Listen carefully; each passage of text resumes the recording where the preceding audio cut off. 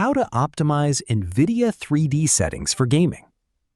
If you want to get better FPS and improve gaming performance, this video will show you how to optimize NVIDIA 3D settings for gaming.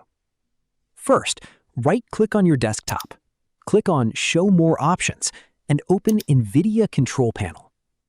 Now, from the left side menu, click on Manage 3D Settings. Under the Global Settings tab, change Power Management Mode to Prefer Maximum Performance. Next, set Low Latency Mode to On to reduce input delay in supported games.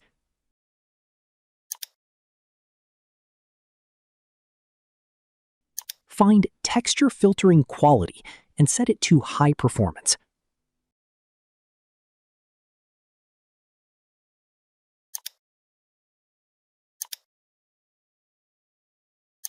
You can also set Preferred Refresh Rate to Highest Available to use your monitor's maximum refresh rate. After making these changes, click on Apply to save the settings. Now your NVIDIA GPU will use optimized settings for better FPS, smoother gameplay, and improved gaming performance.